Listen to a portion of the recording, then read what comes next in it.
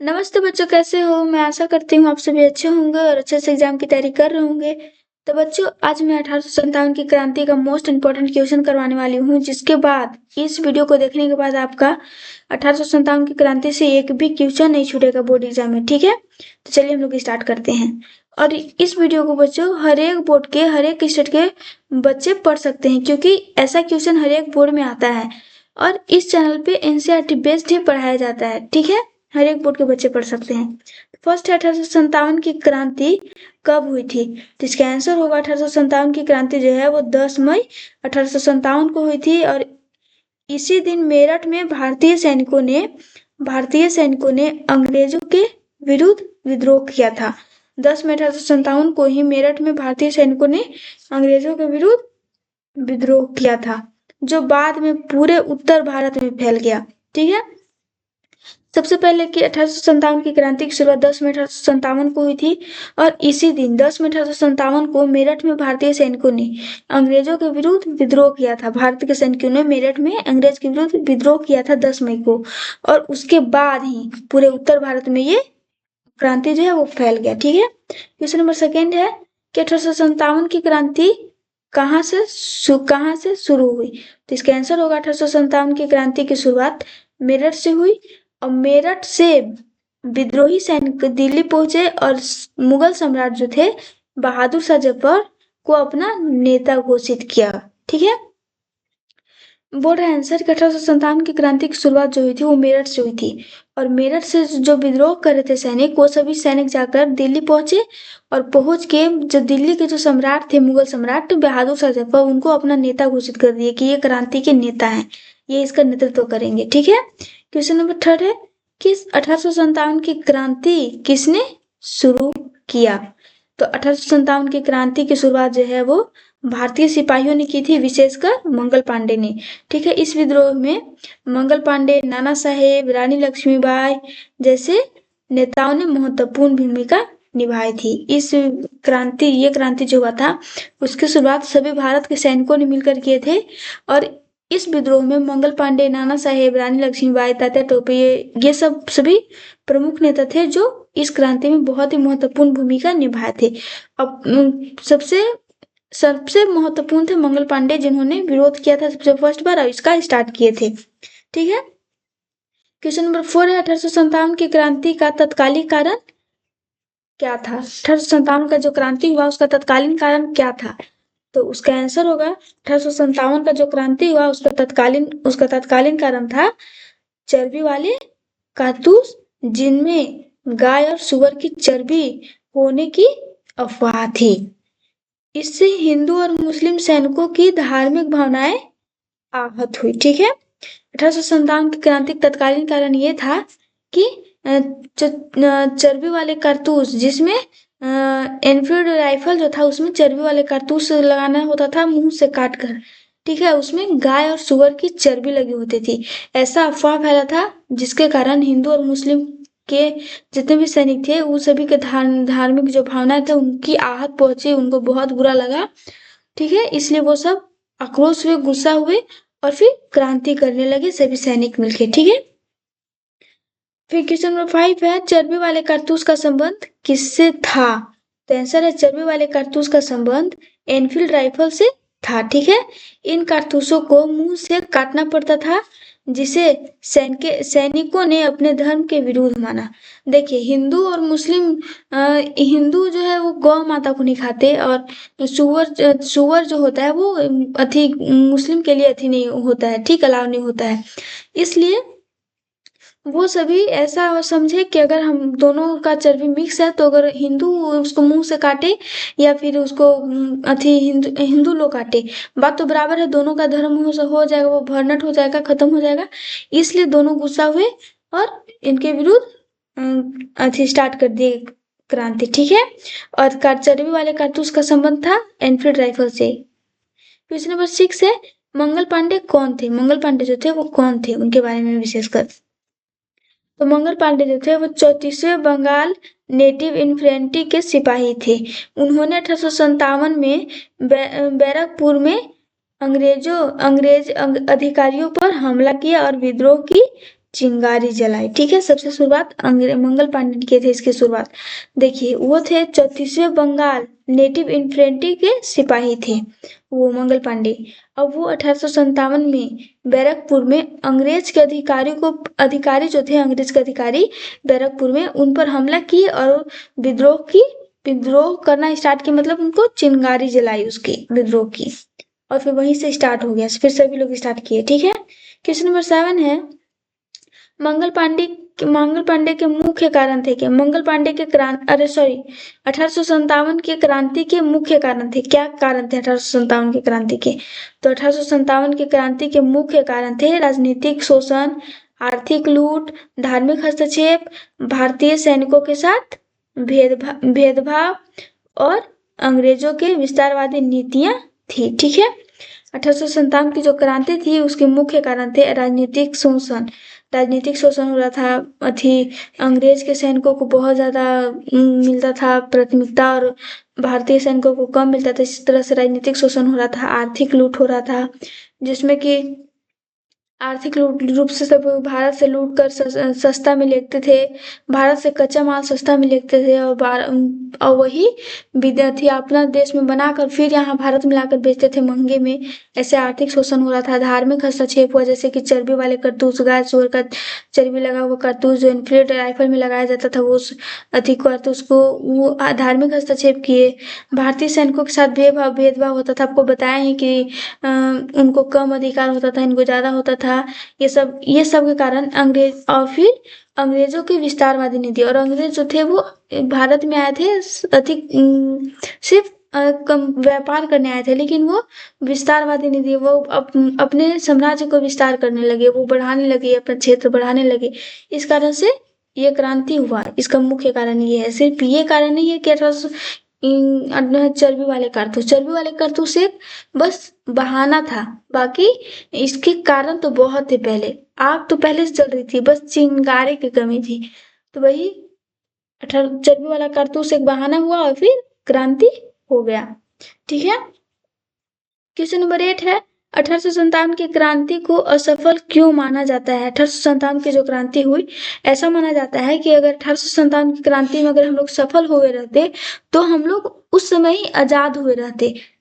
ठीक है, तो क्यों असफल माना जाता है? तो 1857 की क्रांति असफल रही क्योंकि इसमें राष्ट्रीय एकता का अभाव था, संगठन कमजोर था और आधुनिक हथियारों की कमी थी और अंग्रेजों की सैनिक शक्ति अधिक थी।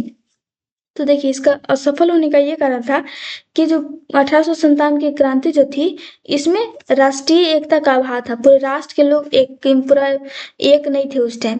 ठीक, राष्ट्रीय एकता का अभाव था, संगठन कमजोर था, उन लोग जो संगठन बनाया वो कमजोर था। ठीक है, और फिर आधुनिक हथियारों की कमी थी, और जितने भी आधुनिक तरीका के जो हथियार होता है उसकी कमी थी। लेकिन अंग्रेज जो थे उनके पास बिल्कुल आधुनिक तरीके से बहुत सारा हथियार था, लेकिन भारतीय सैनिकों के पास ऐसा कुछ नहीं था। ठीक है, तो और अंग्रेजों की सैन्य शक्ति भी अधिक थी और भारत की सैन्य शक्ति कैसी थी? कमजोर थी। ठीक है, ये था 1857 के सफल होने का कारण।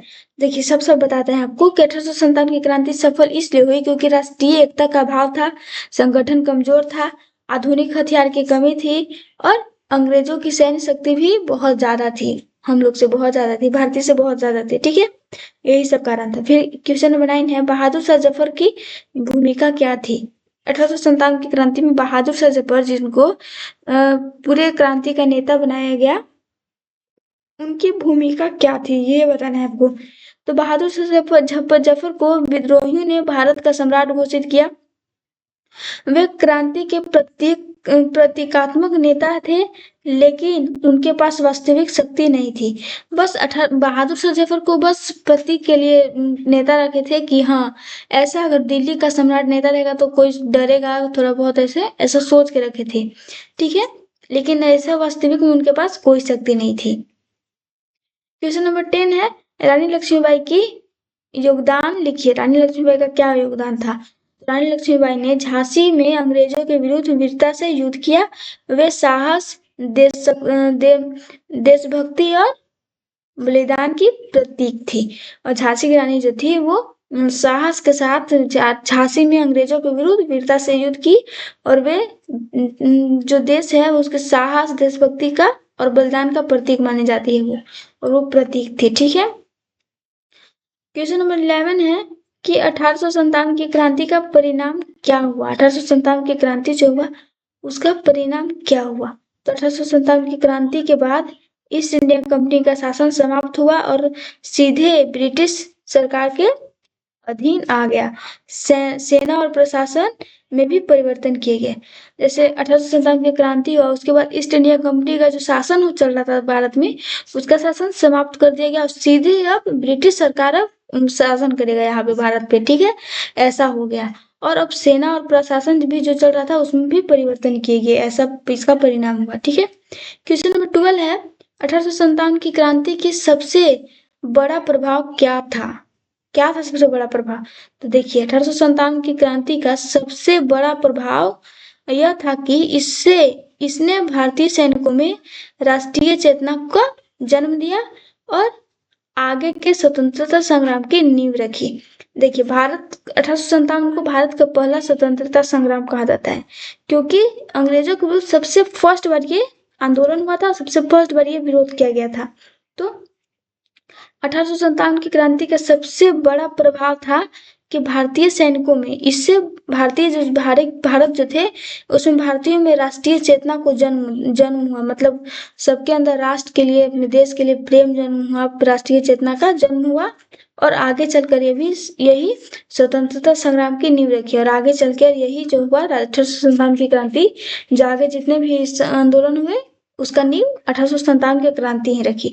इसके बाद ही सबको हिम्मत हुआ, फिर सब लोग स्वतंत्रता संग्राम के लिए सब लोग विद्रोह करने लगे। ठीक है। फिर क्वेश्चन नंबर 30, 1857 की क्रांति में नाना साहेब की भूमिका क्या थी। 1857 की क्रांति हुई, इसमें नाना साहेब की भूमिका क्या थी। तो इसका आंसर होगा नाना साहेब ने कानपुर में अंग्रेजों के विरुद्ध विद्रोह का नेतृत्व किया। वे पेशवा बाजीराव द्वितीय के दत्तक पुत्र थे। जो नाना साहेब जो थे वो पेशवा बाजीराव द्वितीय के दत्तक पुत्र थे और वे कानपुर में अंग्रेजों के विरुद्ध जो थे वो विद्रोह किए थे।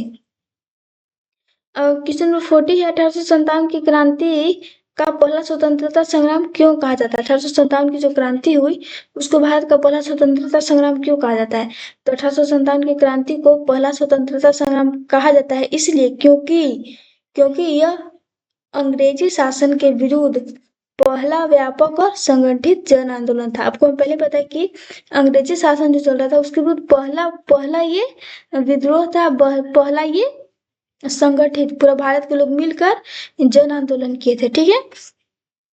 क्वेश्चन नंबर 50 और लास्ट क्वेश्चन है ये कि 1857 की क्रांति में भारतीयों की कमजोरी क्या थी। और 1857 की जो क्रांति हुई इसमें भारतवासियों की क्या कमजोरी थी।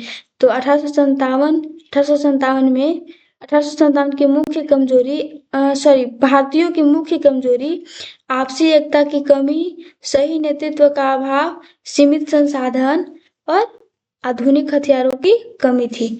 तो कमी ये था कि भारत में कमजोरी थी आपसी एकता का, आपसी एकता नहीं था, एकता में कमी थी। सही नेतृत्व का अभाव था, नेतृत्व करने वाला अच्छा से नहीं था, सही नहीं था। फिर सीमित संसाधन था, संसाधन की मात्रा कम थी, सीमित थी। जैसे कि लड़ाई करने के लिए, युद्ध करने के लिए जो होता है वो सब कुछ नहीं था वैसा।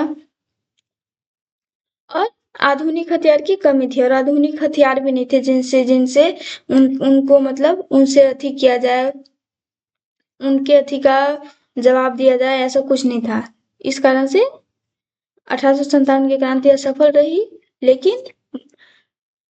लेकिन काफी हद तक इसका फायदा भी हुआ, क्योंकि यही जो है 1857 की क्रांति जो है वही आगे जाकर स्वतंत्रता संग्राम का नींव रखा, फिर आगे सारा हुआ। ठीक है।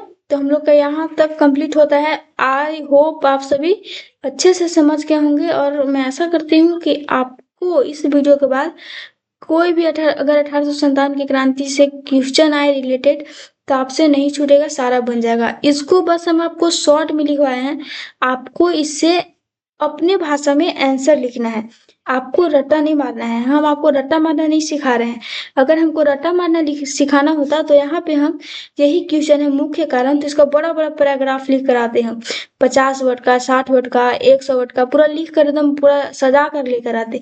लेकिन हमको आपको रट्टा नहीं मरवाना है, हमको बस आपको समझाना है, बस आपको हम खुद से लिखना सिखाना है, हमको आप समझाने का मेरा टारगेट है, आपको रट्टा मार के याद करवाने का नहीं है। तो आप समझिए बस क्या क्या है इम्पोर्टेंट पॉइंट हम बता दिए हैं, आप इसको खुद से कॉपी में लिखने का कोशिश कीजिए, खुद से लिखिए शब्द बनाकर, तब आप एक अच्छी अच्छा मतलब आपके पास नॉलेज होगा। आप ऐसे रट रट के याद करेंगे तो फिर आगे आप इसको भूल जाएंगे। इसलिए आपको बस यहाँ पे यही सब बताया गया है जो इम्पोर्टेंट है और जो आपको जानना ज़रूरी है, ठीक है?